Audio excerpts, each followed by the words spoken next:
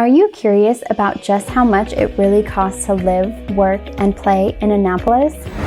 Hey team, my name is Emily Howlett and I'm a local real estate agent here in Maryland and Northern Virginia. You've probably heard that Annapolis is kind of expensive. It's true that it costs a little bit more to live here, but just exactly how expensive is it?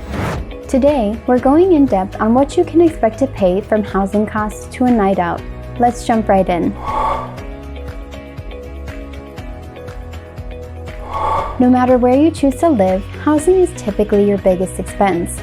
Annapolis is no exception to that.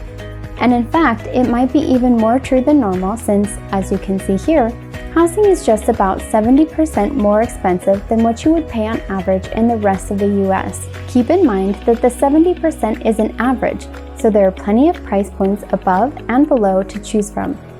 Now to give you an idea of the actual numbers, the median price of a home in Annapolis is just about $610,000, compared to the national median price of just over $428,000. The median size of a home in Annapolis is just under 2,100 square feet, which comes out to a median price per square foot of $293.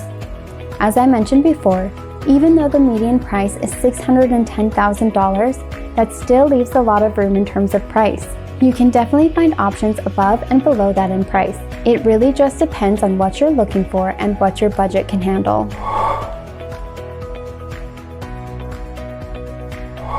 HOAs aren't unusual out here, but the cost per month is really going to depend on the area you're looking at, the age and size of the building, and amenities and utilities that are covered.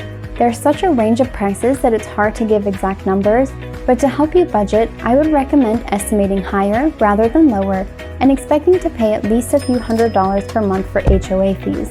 Just be sure to check the cost for each house you're interested in so you can get a better idea of what your HOA fee per month will be. If you've decided to rent rather than buy, you also have a wide variety of options. You've got everything from apartment complexes to single-family homes, townhomes, or condos to rent. You can still expect to pay a bit more than the national average though. This chart shows the breakout of the average cost of a rental based on the number of rooms. As you might expect, smaller places cost a little less, with a studio costing about $1,450 per month, and then going up in cost from there. Another cost to factor in is taxes. For Annapolis, you will be looking at state income taxes, local income taxes, sales tax, and, if you decide to buy a home, property taxes. Maryland's income tax is broken into 8 brackets depending on how much you make and maxes out at 5.75%. The local income tax rate for Anne Arundel County adds an additional tax of up to 2.81% on top of the state income tax rate. For sales tax, you will be looking at 6%.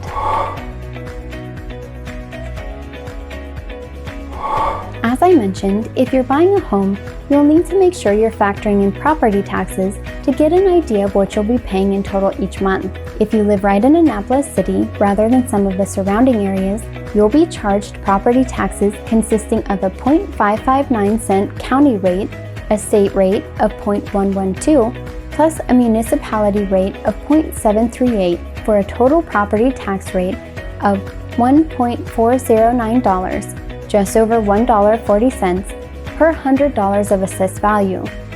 If you live in the surrounding suburbs of Annapolis rather than the city directly, you'll pay a slightly lower property tax rate. So what does this really look like when you're buying? Let's take a quick look at what that breaks out to for a monthly payment.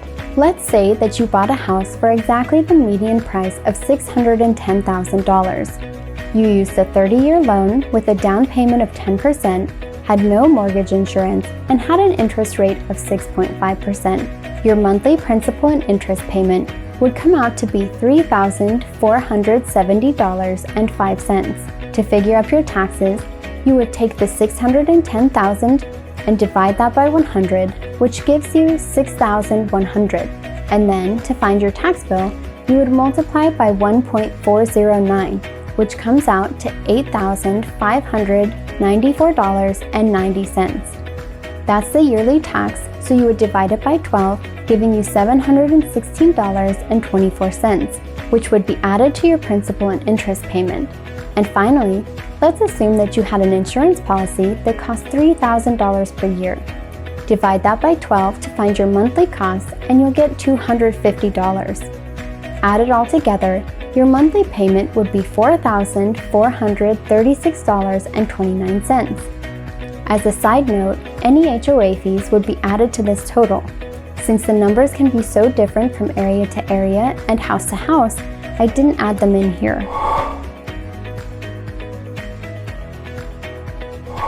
Whether you decide to rent or buy, the next question is, what's it going to cost me to actually live here? What with heating, cooling, electricity, internet, and so on. Our average cost for utilities is slightly higher than the rest of the country, and it also ultimately really depends on your own preferences. For me, I like it to be a bit warmer in the house, which means less cost during the summer and more cost during the winter. But if you're one who likes it cooler, you'll probably have higher costs during the summer. On top of all that, some houses are really well insulated and others aren't. Because of all of these factors, it's really hard to give a cost estimate. That said, and without knowing what your habits are, I'd recommend starting out by planning to pay at least $400 to $500 per month on electric, gas, and water, and then adjusting from there. If you're planning on buying a house, it's also possible to reach out to the current owners to see if they're willing to share their average utility cost per month. And of course, the most important utility to consider, high-speed internet. The main service provider in Annapolis is Comcast, but you can also sometimes find areas serviced by Verizon. Depending on the deal you get and what add-ons you're paying for, you'll be looking at around at least $100 per month for internet. Overall, you'll probably be looking at a minimum of $400 to $500 per month on top of your rent or mortgage payment. The most important topic of all, in my completely unbiased opinion, is what it's going to cost you for a dinner out. I love to eat out and try all sorts of new foods. Thankfully, Annapolis provides a lot of different options: fast food, fancy fast food, chain restaurants, and non-chain sit-down restaurants. Looking at a non-chain sit-down restaurant, you can expect to pay about $20 to $30 for a main course, maybe $15 for an appetizer, a drink for a couple bucks, and obviously a dessert for $10 to $15. All told, if you estimate a little high, you can expect to pay around $60 for a full course meal per person. What's really going to increase your cost is if you start adding in beers, wines, cocktails, and so on. To give you an idea, you can expect to pay about $10 to $15 for a cocktail. If you start adding in a couple of those, expect to pay $70 to $80 per person.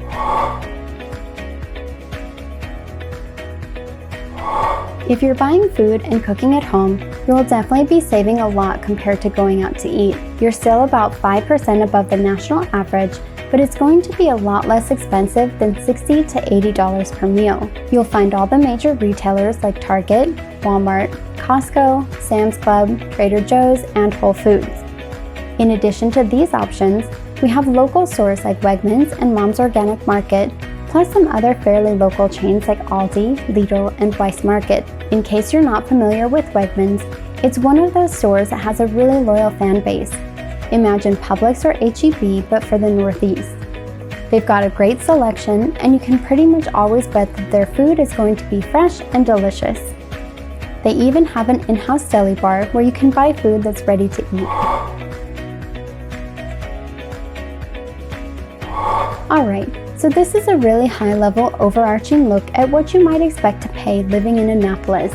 Overall, we've got a cost of living that's about 20% higher than the national average, and although it definitely is a bit more expensive than the rest of the country, keep in mind that different areas have different costs. It may not be as bad as you think, especially if you're willing to budget just a little bit. If you're thinking of moving to the area and you want to learn more about different parts of town, or if you're researching and would like to dig deeper into what you're finding, I'd love the opportunity to help you out. Please reach out however is easiest for you. Text, email, or call. I'm here to help.